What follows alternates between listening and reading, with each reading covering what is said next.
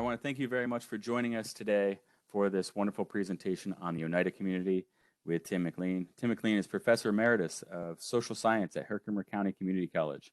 He grew up in Buffalo, New York, and received a BA in Sociology from St. John Fisher College, an MA in Sociology from SUNY-Albany, and a Ph.D. in Foundations of Education from SUNY-Albany. He has taught sociology at Herkimer from 1977 to 2017 and received the SUNY Chancellor's Award for Excellence in Teaching in 2006. He currently serves as a docent at both the Oneida Community Mansion House and the General Herkimer Home State Historic Site. He's also a volunteer with the Hospice and Palliative Care of Oneida and Herkimer counties. So please, thank you very much and welcome, Tim. Hello, everyone. It's a pleasure to be here today. I thank Dave and the Schoharie Crossing site for facilitating this live stream.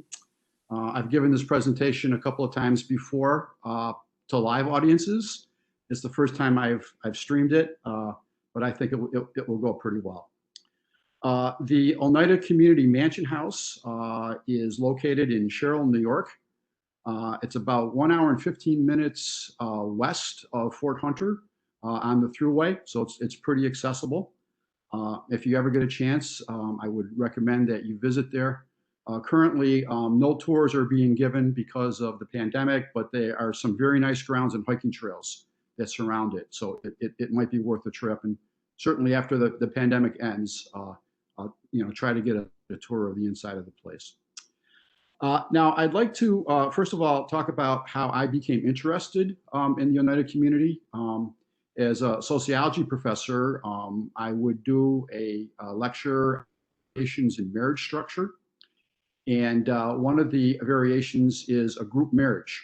Okay, sometimes that's also referred to as polyamory, but a group marriage means that every man is considered to be married to a woman and vice versa. So I was looking for an interesting example that would grab the students' attention, and I began to read about the Oneida community because they did practice a group marriage, and I became very interested in it. I brought the sociology club on a field trip to the Mansion House, and then when I retired 3 years ago, I decided it was a place I wanted to be associated with, and I've been giving tours there ever since. Okay. So the Oneida community was a socialist and religious utopian community that operated in Sherrill, New York from 1848 until 1880. Now, it was socialist in that all property was held in common. When you joined, it was expected that you would turn over all your wealth to the community, but in return for that, all your economic needs would food, clothing, and shelter would be supplied by the community. It was a religious community in that it was based on a theological doctrine, a Christian theological doctrine called perfectionism. This was the belief that you could become morally and spiritually perfect in this life. This did not have to wait until you got to heaven. You could achieve this in your life on earth. And those were the two pillars of the community. Now, the founding of the community in 1848 reflected some broader social trends in our society. One of them was the Industrial Revolution. If you think about the early days of the Industrial Revolution, where people were crammed into industrial slums and people might be working for 80 hours a week for just a few pennies an hour, here and there, various utopian theorists were looking for a way to build a better way of life. And a number of utopian communities were formed as a result, and the Oneida community was one of them. Another trend in our society that was reflected by the Oneida community was the Second Great Awakening. This was a wave of religious revivals that swept across the Northeast in upstate New York in the first half of the 1800s. This became so common in parts of upstate New York that the upstate was nicknamed the burnt over district because people were thought to be burning with religious enthusiasm. And as we'll see in a minute, the founder of the Oneida community got caught up in one of these religious revivals, and it led to his founding of the community. Now, another trend in our society in the mid 1800s were a number of reform movements. You had the abolitionist movement to end slavery. You had the women's rights movement centered in Seneca Falls, New York. You had the temperance movement. And the people at Oneida, they did see themselves as reformers. They thought they were going to build a morally perfect society.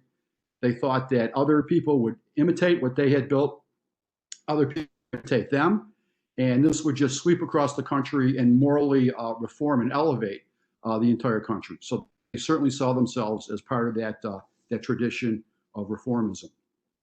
The person who founded the Oneida community was a man named John Humphey Noyes. Noyes grew up in Putney, New York, and he was from a upper middle class family. His father actually served as the local representative in Congress for a couple of terms. So his family had the resources to send him to college. And after college, he decided that he wanted to be a lawyer. So as was common in those days, he didn't go to law school, but he studied law for a year in a law office. And during this year, one of these religious revivals that I mentioned was held in Putney, and he just got caught up in this wave of religious enthusiasm. And he said, no, I don't want to be a lawyer. I want to be a minister. And so he went to Yale Divinity School to study for the ministry. Now, somewhere along the line, he had come in contact with this doctrine of perfectionism. They would not use these terms back then, but today we might say that a person can be born again. They thought if you could be born again, you could become morally perfect and you would be incapable of sin for the rest of your life. Well, imagine young John getting up in theology class at Yale and saying, Professor, you know what? I'm and spiritually perfect, and I am incapable of sin. Well, the professor didn't think too much of that, and neither did the rest of the faculty, and he was expelled. And so he spent a number of months traveling around the Northeast, trying to convert people to this his view of perfectionism. And he finally ends up back in Putney, where he starts a very, very small community, a very small group of followers gather around him. The community consisted of himself and his wife. He had married by this time, his two sisters and their husbands, and two other married couples. At first, they all had lived in separate residences, but eventually they began to share a common residence, and they began to support each other economically. So they began to evolve towards this type of socialism that I mentioned before. Now, they refer to themselves as Bible communists because they believed that everything should be held and owned in common, because that's what Christ preached in their view. Okay, in the Sermon on the Mount and similar statements from Jesus, he said you should be radically unselfish. This was their view. And so that meant that you should not have your own horse or your own carriage or even really your own pen or writing tablet. That should be owned by the community. For you to own it yourself, that was selfishness. But then he took that idea one step further and he applied it to the idea of marriage. And he said that to have your own spouse, to have your own husband or your own wife, that was equally. And so in Putney, around 1847, on a very limited basis, they began to practice this group marriage, but they tried to keep it secret. Now, word leaked out, and the other people in the community of Putney were very upset by this. They were scandalized, especially the religious leaders. And Noyes' group began to experience some persecution. And word began to circulate that Noyes was going to be arrested for facilitating fornication and adultery, sex with someone you weren't married to. That was actually on the law books in those days. That was against the law. And so he decided that he better get out of town. And so he began to think, where can I move my community? Well, it so happened that around this time, perfectionists had gathered on a man's farm in Sherrill, New York. And he heard of Noyes's difficulty. And so he got a hold of him and said, why don't you bring your community to my farm and we'll build our new way of life there. And so that's what happened. Okay, the community moved to Oneida in 1848. And that's where he, continued to build the community. Okay. Now, for many people, the most interesting aspect of the community is to hear about this group marriage, or what they called complex marriage. And again, it meant that every man was married to every woman and every woman to every man. Now, this obviously really went against the grain of Christian teaching in the mid 1800s. So how did they try to justify this? They said, we are a Christian sect, so how could they justify this? Well, they seized upon one particular passage in the Gospel of Matthew. Okay, it's chapter 22, verse 30. And it says that in heaven, there shall be no marrying nor giving in marriage. Okay, no marrying nor giving in marriage. Now, it's very interesting to me that three different religious groups seized upon that same chapter and came up with three different interpretations. The Shakers looked at that and they said, oh, we know what that means. It means that in heaven, no sex, no love, no marriage, no nothing. Okay, the Shakers, as you may know, were celibate. Now, the Mormons looked at that passage and they said it meant that there shall be no single marriage, okay, on earth. Okay, there shall be plural marriage, okay, both in heaven and on earth. And then the perfectionists at Oneida looked at it and they said that it meant there shall be no monogamous marriage, okay, in heaven, but there should be group marriage. So that's how they tried to justify it religiously. Now, eventually, the community is going to grow to a size of about 275 people. And with everybody married to everyone else, you would think there was a lot of sex going on, and there was. But you would also think that this would lead to a very high birth rate. And that did not happen. Okay. In fact, in the first 20 years of the community at Oneida, the birth rate was shockingly low. They only had one or two children being born each year. Okay. So how did they achieve this? Well, they practiced a type of birth control that they referred to as male continence. And to try to put this delicately, it meant that the man would stop himself before he reached climax. Now, people today and even people back then might hear about that and think, gee, could that really work? Could people really have enough discipline to make that an effective form of birth control? Apparently, it did work because, again, in those first 20 years, they only had one or two kids being born per year, and the birth rate very, very low. Now, the reason they wanted to keep the birth rate low was not any theological factor, but they kind of looked upon themselves as like we might view a modern day married couple who want to have kids, but they feel they just can't afford it economically yet. They're not economically stable enough to have a lot of children. So they decided to put it off until later.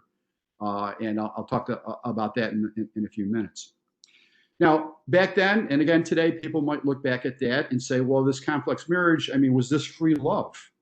Well, no, it was not free love. Free love kind of has the connotation of anything goes, no rules whatsoever. It was far, far from true. These people had many, many rules about sex and marriage. It's just that their rules were totally different from those in the outside society or from the norms of today. For example, the way a sexual encounter would occur, and by the way, they had kind of a quaint term for a sexual liaison. They would refer to it as a social interview. So the way a social interview would occur is that a man would have to make a request to a woman, but the request would have to go through a third party. You could not ask her directly. And the third party was usually either Noyes's wife or one of his two sisters, who were leading female members of the community. And if they thought this was a good pairing, and they probably would discuss this with Noyes, then they would relay the request to the woman, and then the encounter would occur. But this put Noyes in a position of having a lot of power over people's sex lives. And people were worried that if you got on the wrong side of Noyes, that some of these requests would not be approved. So it really put him in a powerful position. So assuming that they approved the request, then the go-between would go to the woman and relay the request. And then she had every right to say no, to decline. And in fact, one of the reasons why they would send the request to the third party would be to spare the man the embarrassment, and really the woman the embarrassment too, of a face-to-face refusal. So she did have the right to say no.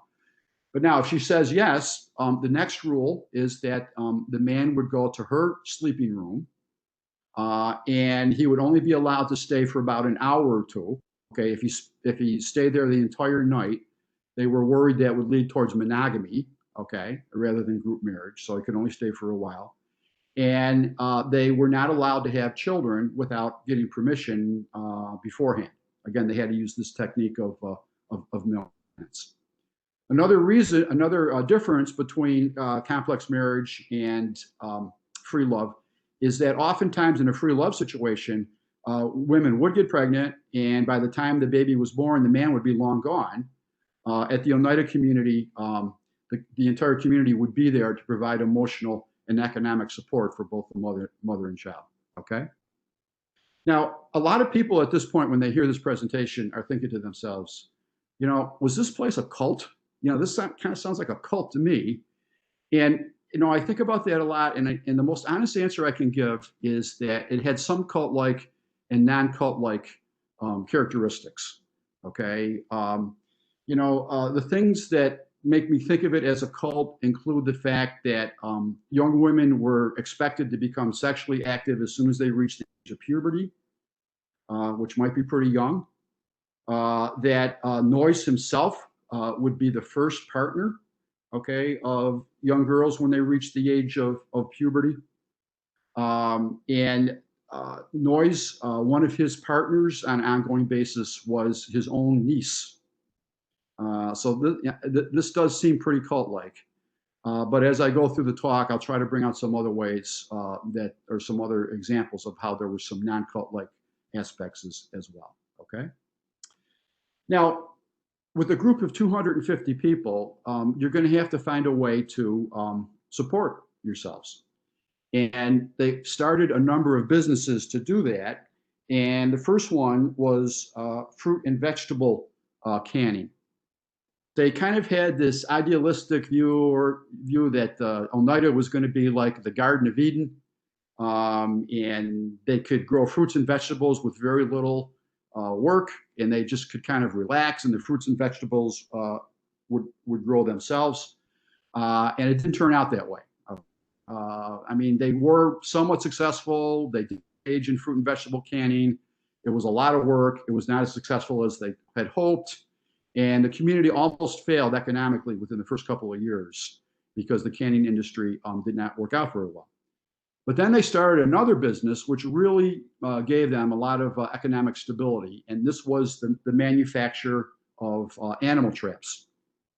A gentleman named Sewell Newhouse joined the community, and he had been building by hand his own unique style of animal trap. Up to this time, most of the animal traps that were purchased in America had been imported from England or Germany, but there was something about his trap that the trappers really liked, okay, and they sold really well. And so Noyes found out about this after Newhouse joined the community, and he said, well, why don't you make some of them here, and we'll see if we can make some money off of it. So he began to hand forge them, and they did sell very well. And then later, other people joined the community who had experience in mass production, and they began to mass produce the traps. And by 1864, they were making 275,000 animal traps a year.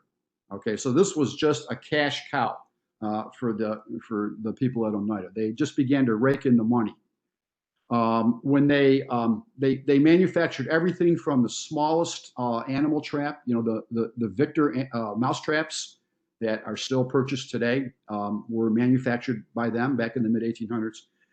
So they manufactured traps all the way from small mouse traps all the way up to gigantic bear traps.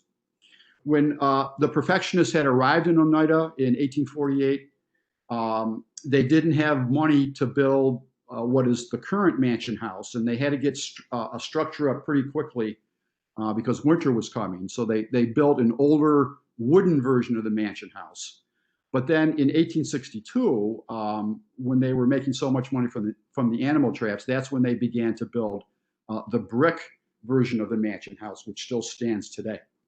But again, that was all paid for by the animal traps. Okay, so you had the canning industry, you had the animal traps, and then a third business was the manufacture of thread.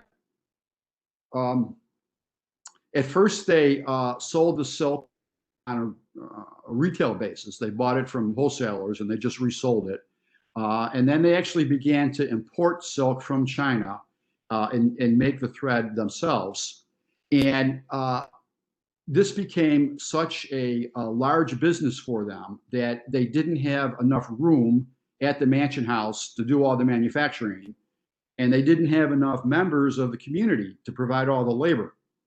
And so they bought a factory, an existing factory building about 1.5 miles north of the mansion house.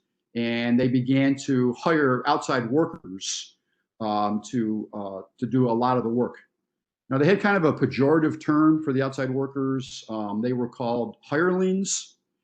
And compared to how employees were treated by other employers of the day, they treated them pretty well. But there's no way that they were treated like community members. They didn't have all the rights and privileges and economic prosperity of the community members. Now, I don't know how closely you can see the picture across the top of the screen, but you notice that all the workers in this group are female, and some of them are pretty young girls. And apparently the thread would sometimes break in the manufacture, and they needed the small, nimble fingers of young girls to quickly tie it back up. But this is drawing our attention to an irony here. Okay, I mean, they think of themselves as Bible communists, and everyone is supposed to be 100% equal. But in their relationship to the broader economy, they weren't communists or socialists at all. They were, business people. They had to deal with wholesalers. They had to take out bank loans. They had to hire salespeople, and they even employed child labor. So the socialism, the equality, definitely was confined to just to the members of the community. Now, in the last 3 years of the community, they started another business, which was to produce flatware,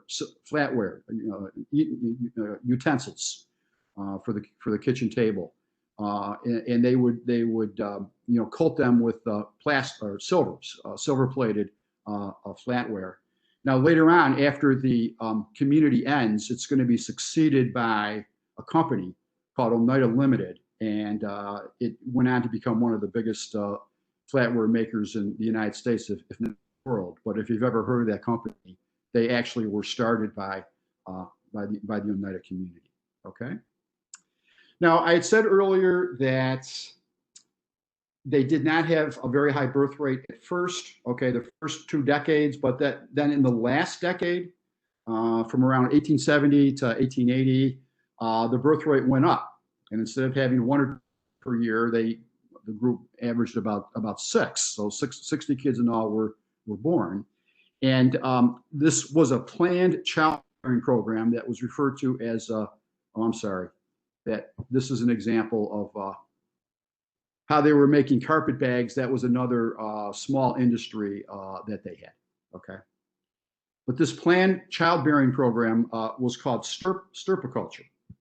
Now, Noyes believed that holiness could be biologically inherited, just like your hair color or your eye color. They believed that if a really holy man and a really spiritual woman had a child together, chances are that child would be very spiritual. And so Noyes wanted to encourage that. And so he asked young men and women to volunteer for this planned childbearing program. It really was a eugenics program. Okay, it was selecting out traits that Noyes felt were good for the group and society, and tried to encourage people to have kids who would, perpetuate those traits. Now, people were asked to volunteer, and About 30 men and 30 women did. And then they were asked to sign a statement saying they would abide by all the rules and regulations of the program.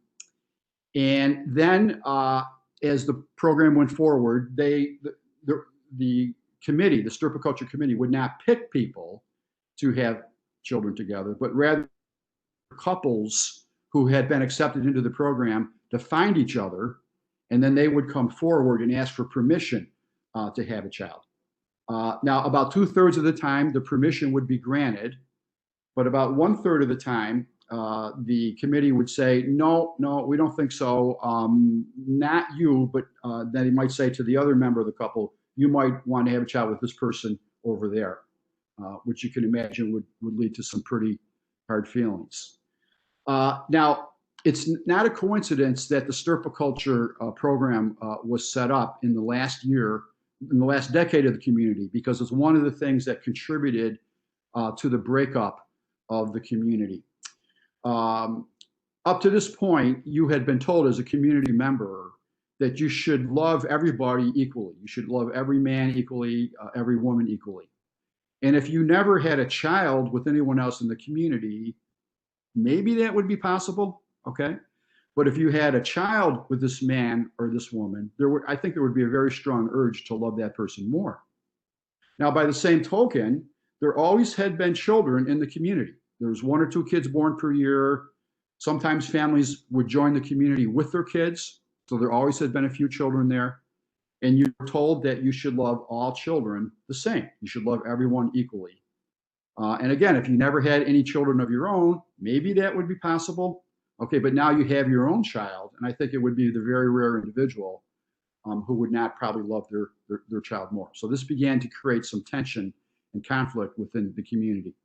Now I want to tell you a very quick story about a couple who went through the Stericulture program, because I think that it brings out some of the problems that the Stericulture program caused. It involved a young couple named Victor Hawley and Mary Jones. And they had both been accepted into the Stericulture program. And they found each other in the program, came forward and asked for permission to have a child together. And they were refused. And they said, well, why? And the committee told Mary, because you want it too badly, okay?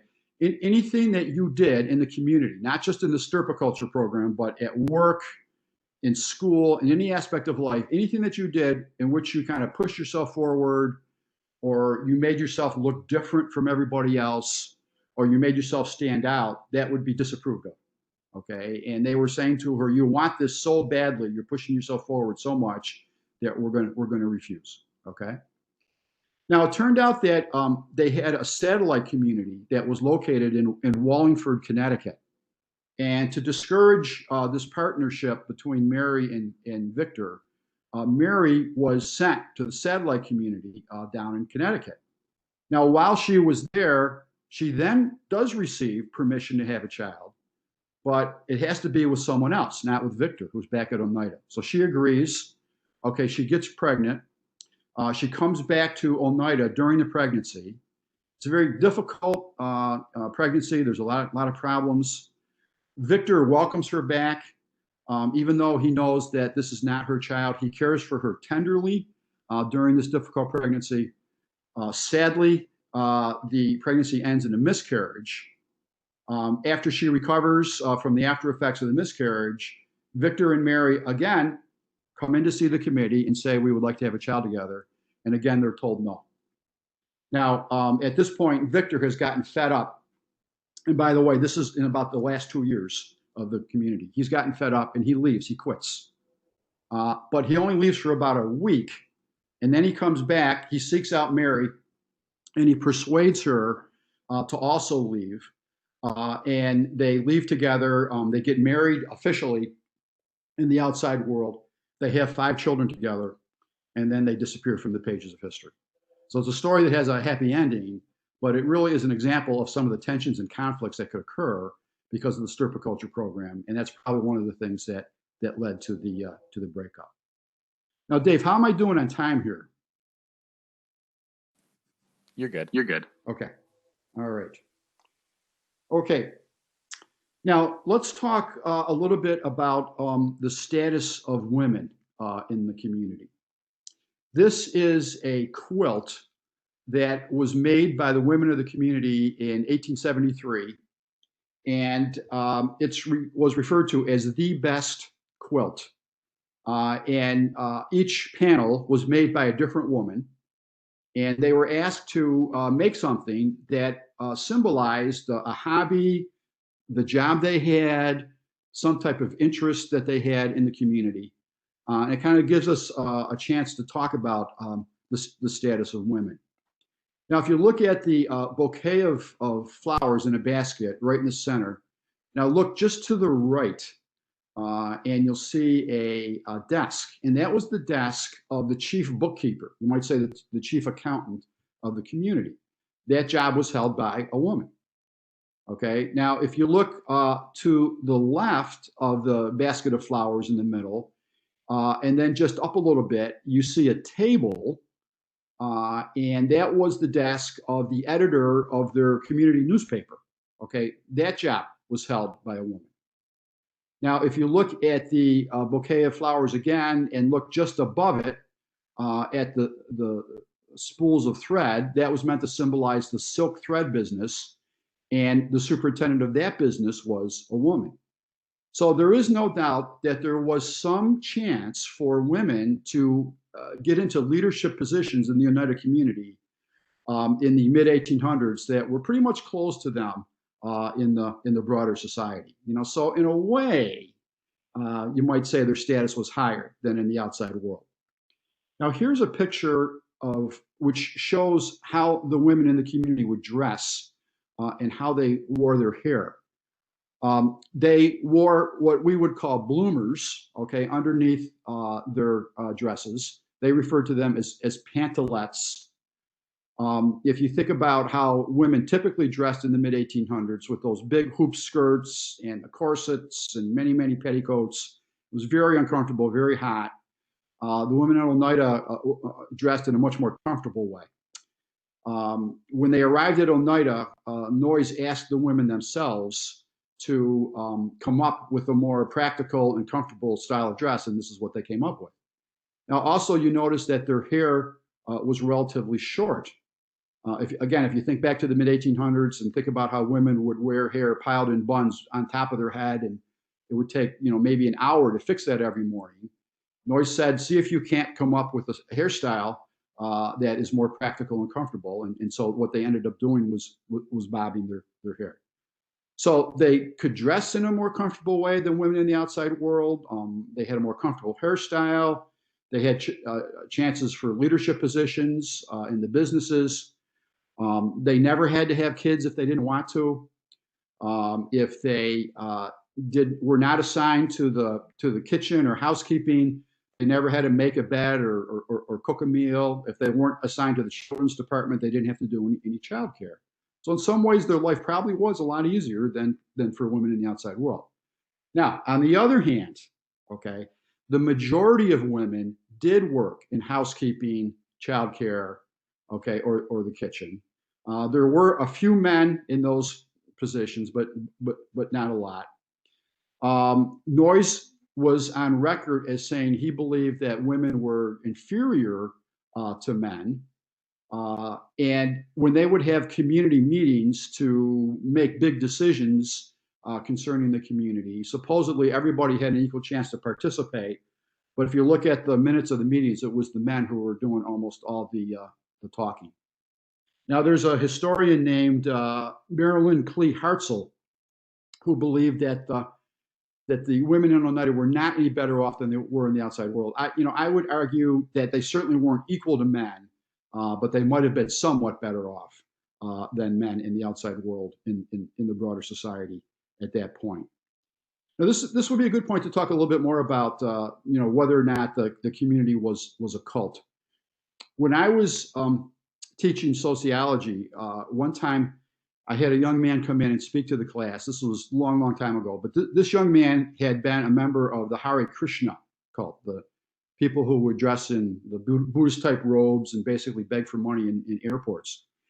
And he told us that he lived in a commune and that the people who led the commune did everything that they could to prevent the members from having contact with their friends and relatives, their former social network, because they were afraid that they would be drawn back into the outside world and away from the cult. Now, the Oneida community did not do that at all. Okay, they wanted everybody in the community to be educated. The kids received an elementary school education. Some of them received a high school education. There were many adult education courses. You could take a course in everything from astronomy to grammar to Latin to photography. Your relatives in the outside world were very free to come and visit.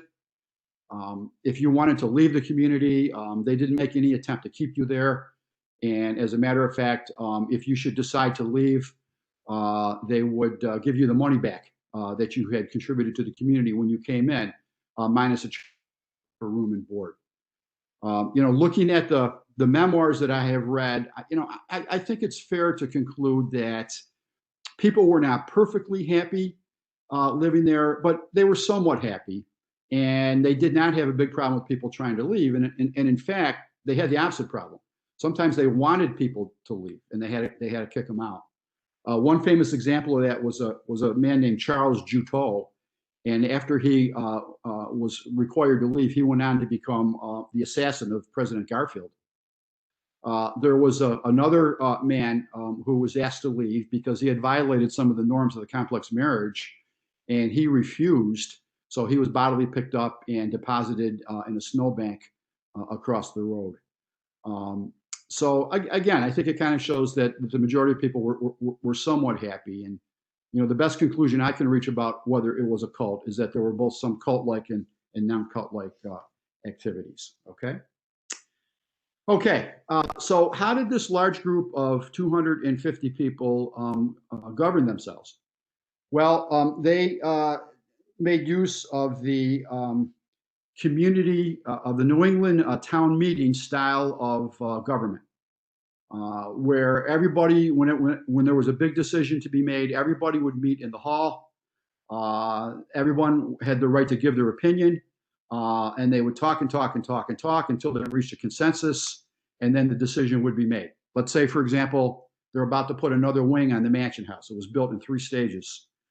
They would all give their opinion, and then they would talk it out until they reached a consensus.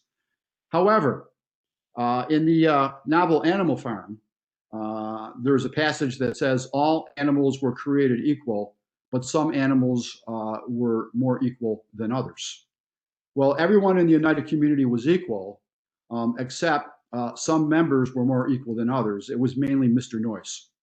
And oftentimes, usually, you might say, when they reached the consensus would come back around to what Noyes wanted. So again, you could see his influence in governing there. Now, the community meetings would decide the really big issues, such as putting a new wing on the house. But then there were many committees and departments which ran the place on a day-to-day basis. Okay, they would have committees for everything from the laundry committee to what books they should have in their libraries. And there was one other aspect of governance that was referred to as mutual criticism.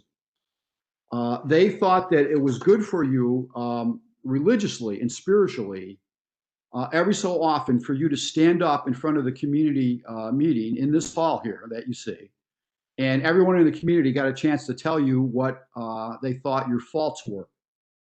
Now, the faults that might be pointed out ranged from very minor things, such as showing off at a community dance, to the most serious things, which in their view pertain to violating the norms of the group marriage.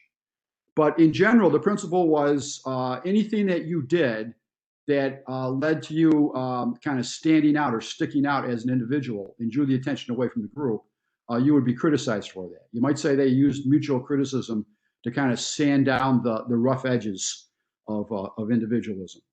For example, there was a man who was criticized for dancing in a too flamboyant, flashy way when they would have a community dance. On the other hand, there was another man who was criticized for being a wallflower and skipping many dances. Okay, anything would show that you were lagging behind the group or pushing yourself ahead of the group, you would be criticized for. There was a woman who was criticized for possessing too much alimentiveness. Alimentiveness. Okay, it comes from the word alimentary. It's an alimentary canal, pertains to eating. They thought that she showed too much gusto and enjoyment of eating her food and made a show out of it, and so she was criticized for that. Now, as uncomfortable as this might seem, who among us would want to stand up and be criticized by everyone? Actually, about half the time that this occurred, people volunteered for it because they really did think that it would benefit them spiritually and religiously. Now, sometimes they would add a few compliments in at the end of the criticism session, so your self-esteem wouldn't be hurt too badly. For example, there was one man who had been criticized, and then right at the end, Noyes himself stood up and said, "Wait a minute, it must be pointed out that out of all the men I've ever met, this gentleman accepts my ideas most readily. He's most willing to accept my ideas." And I think that probably tells you more about Noyes' personality than about that poor guy's personality. But the governance, again, made use of this practice of mutual criticism. And it was a very, very powerful form of informal social control. People just did not want to go against the crowd. For the most part, people did obey the norms. Okay. Let me just check my time here. Okay.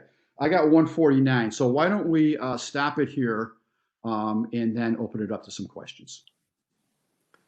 That sounds pretty good. So if anybody that's on has some questions, use that chat. I will point out, Diana noted that on that quilt there appeared to be a square with a beehive and stars of David. I had noted that as well, and will plead some level of ignorance if there's some additional symbolism behind that. If you're able to explain, that would be great. Yes. The beehive was meant to illustrate the work ethic of the women, as in busy as a bee, always being busy, always being productive. The Star of David there, it was not a reference to the Jewish faith. It was just kind of a biblical symbol for them.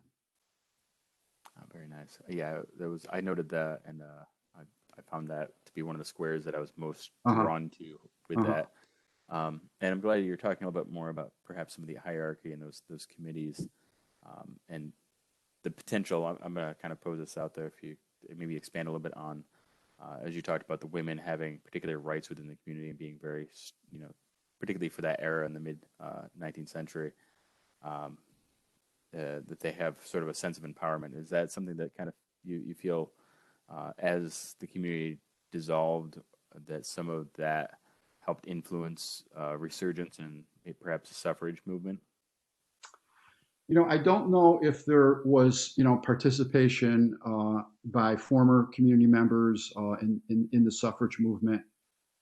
It could have been. I kind of doubt it, though. The Oneida Ltd. Silverware company, that was the successor organization to the community, quickly became very, very prosperous. And when the community ended, people paired up and formed regular marriages in the outside world. And some of the former female members of the community kind of became very prosperous middle class or upper middle class housewives. So they certainly would have had the ability and the education to be involved with the suffrage movement, but I just don't know of any specific cases. All right. Yeah, and I thought it was interesting that you mentioned that the community had its own newspaper. Yes. You wouldn't have, was that a weekly, a daily? At first they tried to bring it out every couple of days, and then it got to be too much of a burden for them, and so eventually they brought it out once a week. I think I have a couple of pictures of it here. Right. It seems like even in a community of 250 people, that even weekly, to be able to put out that kind of content, that's quite interesting. Right. Yeah, I don't know if this is showing up in your screen now, but the circular on the right, the name of the paper. And there's a few comments coming in from, well, Brenda mentions that she's enjoyed reading some of the diaries that were discovered and printed, and that it's a beautiful facility and a great tour during the non-pandemic times. So there's a good shout out there and a recommendation. And also mentions Mutual Criticism is an interesting book as well. And a side note, she is a former sociology student of yours from 1992 to 1994. Oh, very nice. Nice to hear from you again. Nice. And Kim mentions that great grandmother was involved in the suffrage movement, so that's very good. And Brenda's also stating that found it interesting the public board burned many of the documents out of fear that it would do what it would do to the profits of their full history. Yes, that's a very interesting story.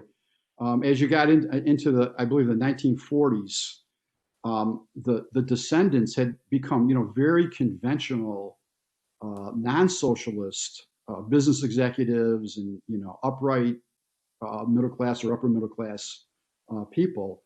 And some of them were embarrassed by the group marriage aspect of their ancestors. And so a large number of records were actually burnt so that people could not do a lot of research into it. Fortunately, not all of them. And that's sort of a different kind of take too. I guess use the term like socialist or socialism, a difference in the matter of 20, 30, 40, 50 years in kind of a public perception of that word, or is it something that even in the 1850s, if that sort of term would have been used? I'm not sure if in the broader society socialism was used very often. I mean, clearly it was not the type of socialism that Karl Marx wrote about. Okay, it didn't have anything to do with the broader society and ownership of the means of production. Noyes actually thought that the people in the early church, in the first, 50, 60 years after Christ, actually practiced this lifestyle, and everything was owned in common. So that's what they meant by socialism. Definitely not the Marxist sense of it. It's good to clear that up. So there aren't any other questions that are coming through on the chat. Okay. So I don't know if you have there's one that just popped up asking what happened to Noyes. Okay. In 1879, Noyes heard a rumor that a group of local ministers, led by a professor from Hamilton College, were meeting in Syracuse to come up with a plan to shut the Oneida community down and to arrest Noyes. And there was a reporter for a local newspaper there. And so he published an article that said that the Oneida County Sheriff was coming to arrest Noyes. Now, that wasn't true, but Noyes believed it to be true. I guess even in those days, they had fake news. But Noyes believed it, okay? And so in the middle of the night, okay, in June of 1879, he took a stagecoach to the train station, took the train north to the Canadian border near Watertown, crossed over, and spent the last 7 years of his life in Canada, where he thought that he would be safe from arrest. Now, the community, because of their gratitude to him for being their leader for so many years, gave him a very nice stone cottage overlooking Niagara Falls on the Canadian side of the falls. But that's where he spent the last 7 years of his life. That's pretty interesting. You wouldn't happen to know if that stone cottage is still standing? I don't know. I'm not sure. It'd be an interesting way to take a tour across New York, stopping in at your location at the Oneida Community Mansion House, and then checking out Niagara Falls and getting to see that if it's still there. Right. I'll have to look into that. Yeah. All right. So if there aren't any other questions, and if you could I just kind of say one more thing by way of wrapping up?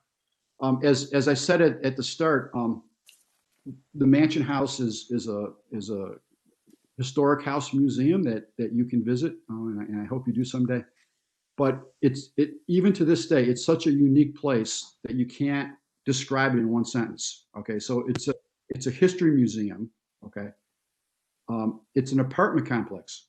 Okay, because when the community broke up, they redid the interior of the house and they turned it into apartments.